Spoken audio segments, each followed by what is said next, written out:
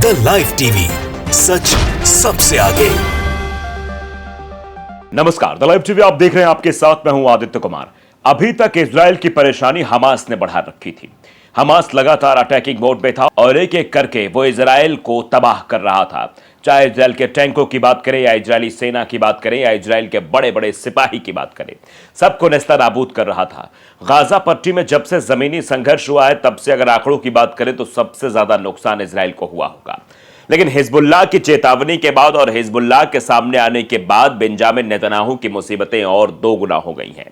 Benjamin Netanyahu परेशान दिखाई दे रहे हैं, उनको समझ ही नहीं आ रहा है कि वो अब इस पर क्या करेंगे।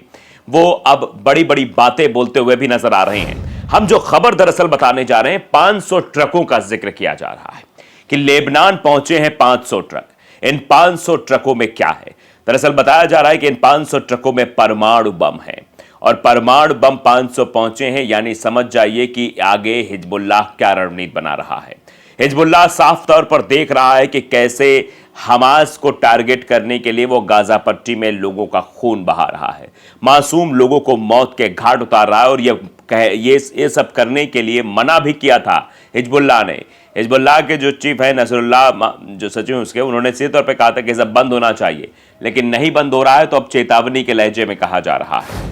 दरअसल जिस तरीके से कुछ तस्वीरें निकलकर सामने आई हैं कि एंटी टैंक मिसाइल फटता है और फिर इजरायली क्षेत्र में वहां पर हड़कंप मच जाती है, एक ट्रक पहुंचता है वहां पर, ये दरअसल चिंता है इजराइल की।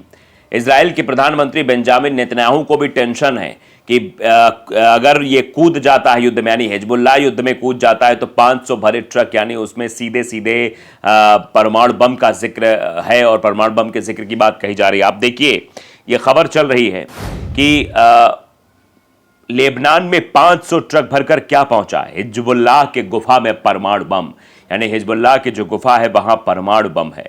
लेबनान में 500 ट्रक भरकर क्या पहुंचा? हिजबुल्लाह के गुफा में परमाणु बम। Hamas killers have spread everywhere in Gaza and now the report regarding Hezbollah has troubled Netanyahu, यानी नेतन्याहू मुसीबत में है इस खबर के आ जाने के बाद, इस रिपोर्ट के आने के बाद। Biden with Netanyahu after seeing the strong friendship between north Korea and Hezbollah, it is also felt that nuclear bomb may inter this war. यानी जो बाइडेन भी टेंशन में है, जो बाइडेन के साथ साथ नेतन्याहू भी टेंशन में है, क्योंकि जो बाइडेन भी जानते हैं कि अगर हिजबुल्लाह साथ मिलकर युद्ध करेगा, हमास के साथ मिलकर युद्ध करेगा, तो इजराइल की हालत खराब हो जाएगी और इजराइल बिना अमेरिका की मदद से वो इस युद्ध में अपनी उपस्थिति दर्ज नहीं करा पाएगा, समाप्त हो जाएगा, पहले ही झटके में खत्म हो जाएगा। लेकिन Biden with Netanyahu after seeing the strong friendship, यानी बेंजामिन नेतन्याहू और बाइडेन ने एक स्ट्रॉन्ग फ्रेंडशिप देखी नॉर्थ कोरिया एंड हिजबुल्लाह, यानी नॉर्थ कोरिया और हिजबुल्लाह की जो स्ट्रॉन्ग फ्रेंडशिप देखी उसके बाद से चिंता है। It is also felt that nuclear bomb में इंटर दिस वॉर। ये दोस्ती देखकर ये उनको आभास हो रहा है कि न्यूक्लियर अटैक जरूर हो सकता है इस पूरे वॉर में, क्योंकि नॉर्थ कोरिया और हिजबुल्लाह आपस में दोस्त हैं।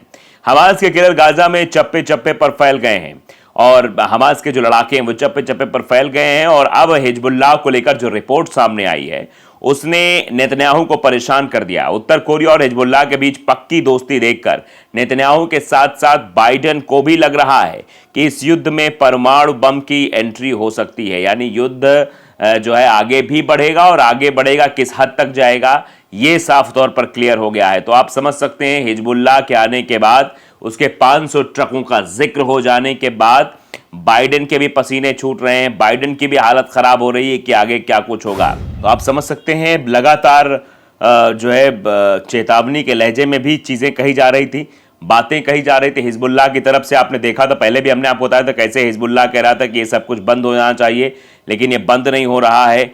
तो अब आप समझ सकते हैं कि किस तरीके से हिजबुल्लाह और हमास को पीएम बेंजामिन नेतन्याहू ने क्या कुछ कहा है, वो जरा देख लीजिए। डर है या क्या है, देखिए निकलकर सामने आया है। इजराइल हमास वार, लेबनान में खोला गया नया बेस, तो हिजबुल्लाह और हमास को पीएम बेंजामिन नेतन्याहू ने दी चेतावनी। अब बताइए जरा, मतलब आप समझिए अगर हिजबुल्लाह और हमास एक साथ मिल जाएंगे तो बेंजामिन नेतन्याहू की कोई हैसियत नहीं है कि वो भिड़ सके इन दोनों संगठनों से, क्योंकि 34 दिन तो पहले ही युद्ध हो चुका है। अगर हिजबुल्लाह की अब बात करें, हिजबुल्लाह ने 2006 में आईसी की तहसीह कर दी थी इजराइल की, मतलब हालत खराब हो गई थी इजराइल की। 34 दिन तक युद्ध चला और उस समय तो ताकत थोड़ी सी कमजोर थी हिजबुल्लाह की। और अब अभी की बात अगर की जाए तो हिजबुल्लाह ईरान की मदद से और बेहद ताकतवर हो गया है, जो अब हालत खराब कर सकता है किसी भी देश की। तो इजराइल के खिलाफ अगर हमास और हिजबुल्लाह मिल जाते हैं तो कहानी में ट्विस्ट आ जाएगा। इजराइल हमास युद्ध के बीच एक बार फिर इजरायली प्रधानमंत्री बेंजामिन नेतन्याहू ने युद्ध विराम को लेकर प्रतिक्रिया दी है।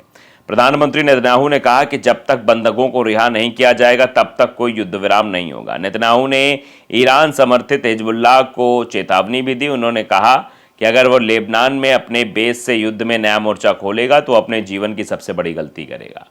दरअसल बेंजामिन नेतन्याहू सबको जीवन की बड़ी गलती ही याद दिलाया करते हैं। हमास को भी जीवन की बड़ी गलती याद दिला रहे थे और अब हिजबुल्लाह को भी बड़ी गलती याद दिला रहे हैं। लेकिन हिजबुल्लाह की जो तस्वीर हमने आपको दिखाई, हिजबुल्लाह का जो डर हमने आपको दिखाया, वो साफ साफ दिख रहा है बेंजामिन नेतन्याहू के इस वाक्य पर। आगे चलते हैं। हमास इजराइल के युद्ध के बीच एक बार फिर इजरायली प्रधानमंत्री बेंजामिन नेतन्याहू ने युद्ध विराम को लेकर अपनी प्रतिक्रिया जाहिर की है। पीएम नेतन्याहू ने कहा कि जब तक बंधकों को रिहा नहीं किया जाएगा तब तक कोई युद्ध विराम नहीं होगा। प्रधानमंत्री बेंजामिन नेतन्याहू ने मंगलवार को कहा कि हमास के साथ कोई युद्ध विराम नहीं होगा जब तक फिलिस्तीनी आतंकवादियों द्वारा बंधक बनाए गए लोगों को नहीं छोड़ा जाता। उन्होंने कहा कि तब तक गाजा को कोई ईंधन नहीं दिया जाएगा। नेतन्याहू ने ईरान समर्थित हिजबुल्लाह को भी चेतावनी दी। उन्होंने कहा कि अगर वो लेबनान में अपने बेस से युद्ध में नया मोर्चा खोलेगा तो वो अपने जीवन की सबसे बड़ी गलती करेगा। उल्लेखनीय है कि हमास ने 7 अक्टूबर को इजराइल पर हजारों की तादाद में रॉकेट दागे थे। इसके बाद इजरायली सेना द्वारा हमास के खिलाफ जवाबी कार्रवाई भी की गई। इजरायली कार्रवाई में गाजा में 10,000 से अधिक लोग भी मारे गए थे। इजराइल के अनुसार हमास के आतंकवादियों द्वारा किए गए हमले में इजराइल में 1400 लोग मारे गए, जिसमें ज्यादातर नागरिक थे। इसके अलावा हमास ने 240 से अधिक लोगों को बंधक बना लिया। इजराइल के अनुसार जानते हैं आप क्या खबर आएगी कि हमास के लड़ाकों द्वारा किए गए हमले में इजराइल के 1400 लोग मारे गए, जिनमें ज्यादातर नागरिक थे। इनके अलावा हमास ने 240 लोगों को बंधक बना लिया है। हमास द्वारा संचालित स्वास्थ्य मंत्रालय का कहना है कि इजराइल के हमले में 10,300 फिलिस्तीनी मारे गए हैं। इससे ज्यादा की संख्या मारे गए और बच्चे इसमें ज्यादा हैं, बच्चों की संख्या इसमें ज्यादा बताई गई है।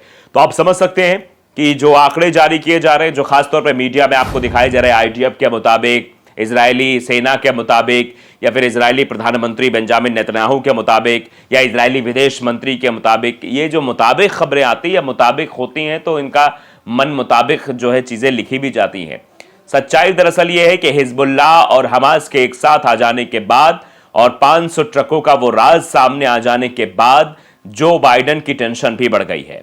जो बाइडेन की टेंशन बढ़ेगी तो आप समझ सकते हैं बेंजामिन नेतन्याहू का क्या होगा, क्योंकि बेंजामिन नेतन्याहू की जो आवाज निकल रही है इजराइल के बारे में, जो महिमा मंडन उनके द्वारा किया जा रहा है, वो दरअसल अपने पीछे सुपर पावर के खड़े होने की बात कर रहे हैं। अब सुपर पावर की अगर बात करें तो वो दोहरा युद्ध तो पहले से ही कर रहा है।